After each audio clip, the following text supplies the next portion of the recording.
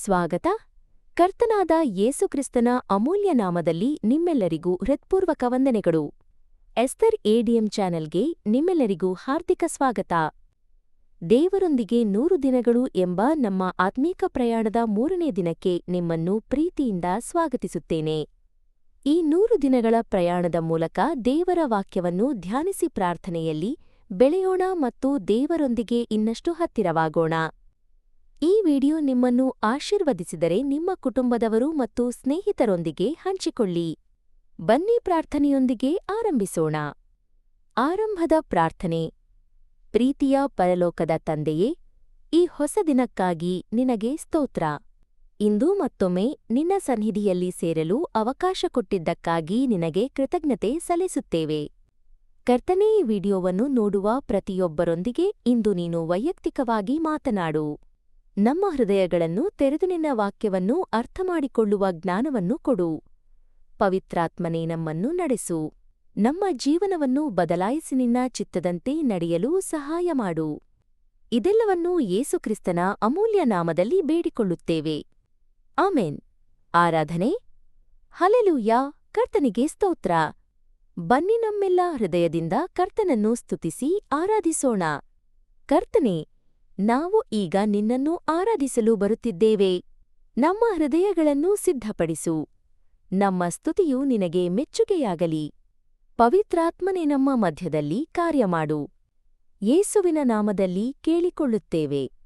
Amen.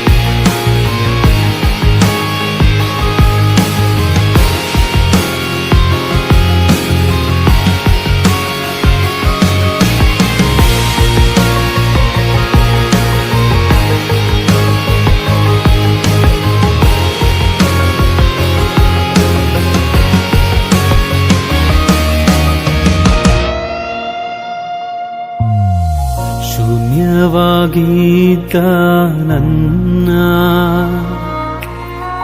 100ಕ್ಕೆ 100ರಷ್ಟು ಮಾಡಿ ಯೋಗ್ಯನೆಂದು ನನ್ನ ಕರೆದದ್ದು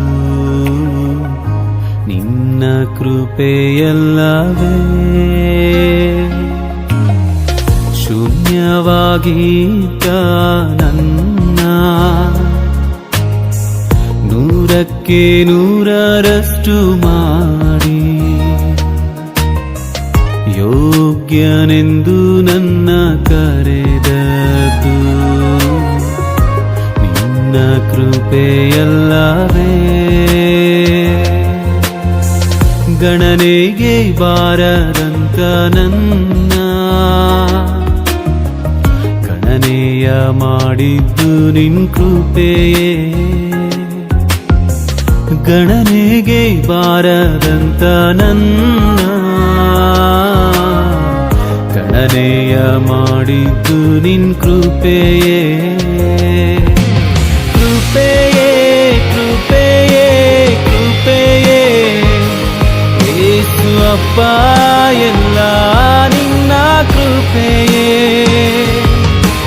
ಕೃಪೆಯೇ ಕೃಪೆಯೇ ಕೃಪೆಯೇ ಯೇಸು ಅಪ್ಪ, ಎಲ್ಲ ನಿನ್ನ ಕೃಪೆಯೇ.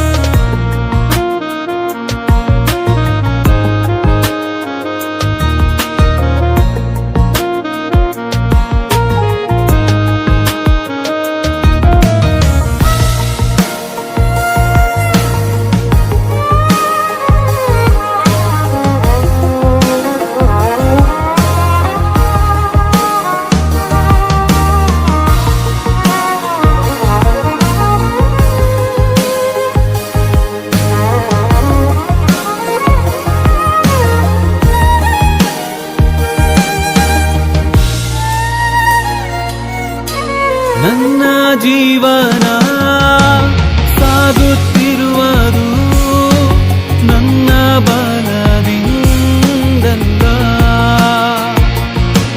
ನಾ ಮಣ್ಣಲ್ಲಿರದೆ ಉಸಿರಾಡುವುದು ನನ್ನ ಸಾಮರ್ಥ್ಯದಿಂದಲ್ಲ. ನನ್ನ ಜೀವನ ಸಾಗುತ್ತಿರುವುದು ನನ್ನ ಬಲದಿಂದಲ್ಲ.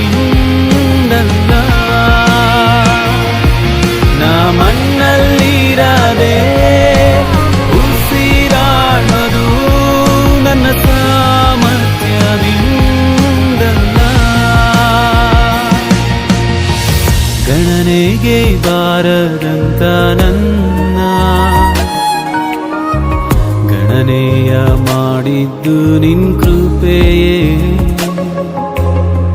ಗಣನೆಗೆ ಬಾರದಂತ ನನ್ನ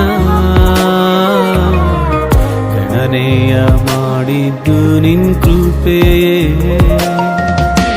ಕೃಪೆಯೇ ಕೃಪೆಯೇ ಕೃಪೆಯೇ ಯೇಸು ಅಪ್ಪ ಎಲ್ಲ ನಿನ್ನ ಕೃಪೆಯೇ. ಕೃಪೆಯೇ ಕೃಪೆಯೇ ಕೃಪೆಯೇ ಯೇಸು ಅಪ್ಪ ಎಲ್ಲ ನಿನ್ನ ಕೃಪೆಯೇ.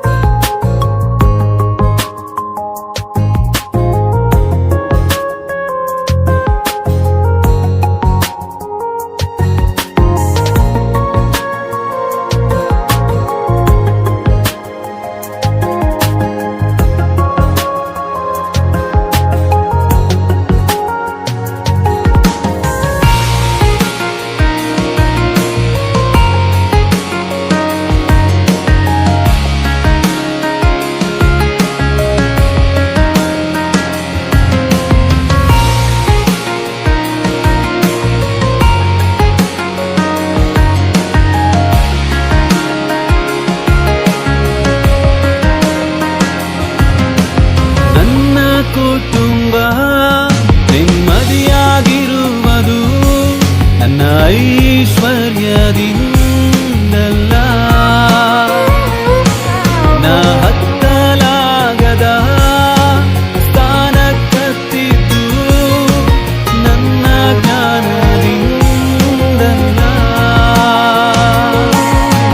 ನನ್ನ ಕುಟುಂಬ ನೆಮ್ಮದಿಯಾಗಿರುವುದು ನನ್ನ ಆದಾಯದಿಂದಲ್ಲ. ನಾ ಹತ್ತಲಾಗದ ಸ್ಥಾನಕ್ಕತ್ತಿದ್ದು ನನ್ನ ತಾಲಂತಿಂದಲ್ಲ. ಗಣನೆಗೆ ಬಾರದಂತ ನನ್ನ ಗಣನೆಯ ಮಾಡಿದ್ದು ನಿನ್ ಕೃಪೆಯೇ. ಯಾವ ಗಣನೆಗೂ ಬಾರದಂತ ನನ್ನ ಗಣನೆಯ ಮಾಡಿದ್ದು ನಿನ್ ಕೃಪೆಯೇ. ಕೃಪೆಯೇ ಕೃಪೆಯೇ ಯೇಸು ಅಪ್ಪ ಎಲ್ಲ ನಿನ್ನ ಕೃಪೆಯೇ. ಕೃಪೆಯೇ ಕೃಪೆಯೇ ಕೃಪೆಯೇ ಯೇಸು ಅಪ್ಪ ಎಲ್ಲ ನಿನ್ನ ಕೃಪೆಯೇ. ಯೇಸು ಅಪ್ಪ ಎಲ್ಲ ನಿನ್ನ ಕೃಪೆಯೇ. ಯೇಸು ಅಪ್ಪ ಎಲ್ಲ ನಿನ್ನ ಕೃಪೆಯೇ.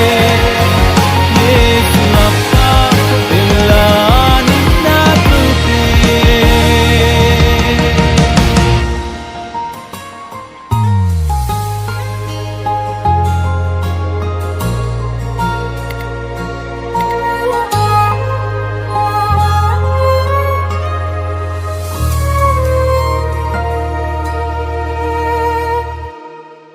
ಕರ್ತನೇ, ಈ ಸುಂದರವಾದ ಆರಾಧನೆಗಾಗಿ ನಿನಗೆ ಸ್ತೋತ್ರ.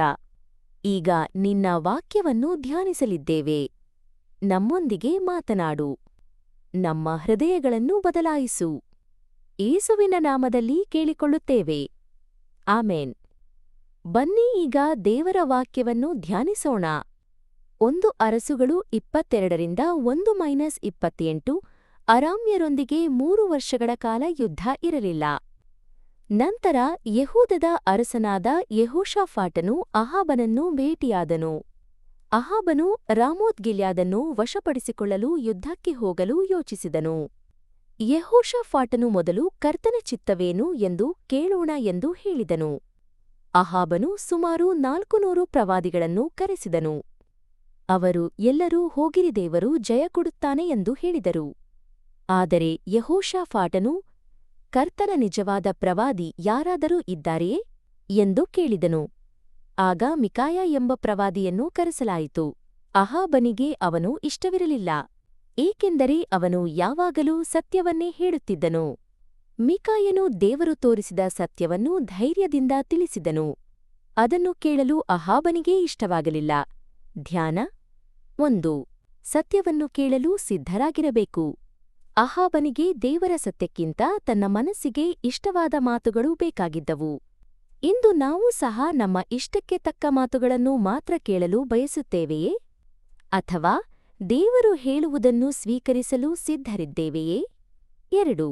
ಬಹುಮತವೇ ಯಾವಾಗಲೂ ಸತ್ಯವಲ್ಲ. 400 ಪ್ರವಾದಿಗಳು ಒಂದೇ ಮಾತು ಹೇಳಿದರು. ಆದರೆ ದೇವರ ನಿಜವಾದ ಸಂದೇಶವನ್ನು ಹೇಳಿದ್ದು ಒಬ್ಬನೇ. ಸತ್ಯವು ಜನರ ಸಂಖ್ಯೆಯಿಂದ ನಿರ್ಧಾರವಾಗುವುದಿಲ್ಲ, ಅದು ದೇವರ ವಾಕ್ಯದಿಂದ ನಿರ್ಧಾರವಾಗುತ್ತದೆ. 3. ದೇವರ ವಾಕ್ಯವನ್ನು ಧೈರ್ಯವಾಗಿ ಹೇಳಬೇಕು. ಮಿಕಾಯನು ಯಾರಿಗೂ ಭಯಪಡಲಿಲ್ಲ. ಅವನು ದೇವರು ಹೇಳಿದದ್ದನ್ನೇ ಹೇಳಿದನು. ನಾವು ಕೂಡ ಜನರನ್ನು ಮೆಚ್ಚಿಸುವುದಕ್ಕಿಂತ ದೇವರನ್ನು ಮೆಚ್ಚಿಸುವ ಜೀವನವನ್ನು ಜೀವಿಸಬೇಕು. ಅನ್ವಯ. ಈ ಭಾಗವನ್ನು ಆತ್ಮೀಕವಾಗಿ ನೋಡಿದಾಗ ಅಹಾಬನು ತನ್ನ ಆಸೆಗಳನ್ನು ಕೇಳುವ ಮನಸ್ಸನ್ನು ಪ್ರತಿನಿಧಿಸುತ್ತಾನೆ. ಮಿಕಾಯನು ಪವಿತ್ರಾತ್ಮನ ಧ್ವನಿ ಮತ್ತು ದೇವರ ಸತ್ಯವನ್ನು ಪ್ರತಿನಿಧಿಸುತ್ತಾನೆ. ಇಂದಿಗೂ ಲೋಕವು ನಮ್ಮ ಕಿವಿಗೆ ಇಷ್ಟವಾಗುವ ಅನೇಕ ಮಾತುಗಳನ್ನು ಹೇಳುತ್ತದೆ. ಆದರೆ ಪವಿತ್ರಾತ್ಮನು ದೇವರ ಸತ್ಯವನ್ನೇ ಹೇಳುತ್ತಾನೆ. ನಾವು ದೇವರ ಧ್ವನಿಯನ್ನು ಕೇಳುವವರಾಗಿರಬೇಕು. ನಮ್ಮ ಜೀವನದ ಪ್ರತಿಯೊಂದು ನಿರ್ಧಾರಕ್ಕೂ ಮೊದಲು ಕರ್ತನೇ ನಿನ್ನ ಚಿತ್ತವೇನು ಎಂದು ಕೇಳಬೇಕು. ಆತ್ಮಪರಿಶೀಲನೆ.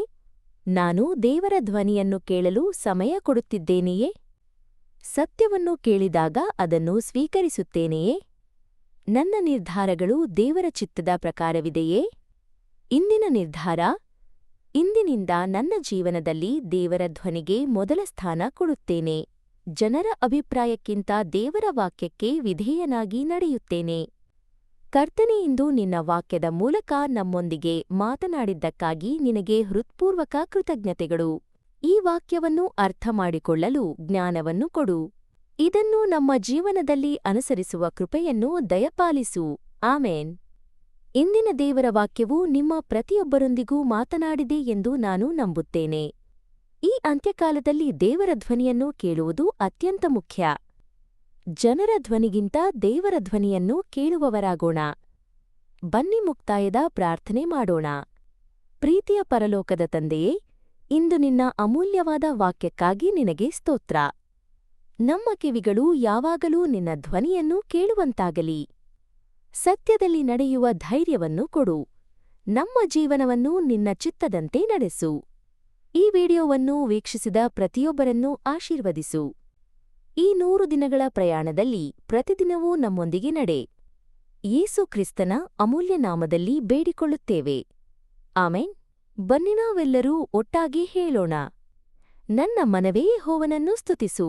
ನನ್ನ ಅಂತರಂಗವೇ ಆತನ ಪರಿಶುದ್ಧ ನಾಮವನ್ನು ಸ್ತುತಿಸು. ನನ್ನ ಮನವೇ ಯೆಹೋವನನ್ನು ಸ್ತುತಿಸು. ಆತನು ಮಾಡಿದ ಯಾವ ಉಪಕಾರವನ್ನೂ ಮರೆಯಬೇಡ. ಆಮೇನ್. ನಾಳೆ ಮತ್ತೊಂದು ಅಮೂಲ್ಯವಾದ ದೇವರ ವಾಕ್ಯದೊಂದಿಗೆ ಮತ್ತೆ ಭೇಟಿಯಾಗೋಣ. ಕರ್ತನಾದ ಯೇಸುಕ್ರಿಸ್ತನ ನಾಮದಲ್ಲಿ ದೇವರು ನಿಮ್ಮೆಲ್ಲರನ್ನೂ ಹೇರಳವಾಗಿ ಆಶೀರ್ವದಿಸಲಿ. ಶಲೋಮ್.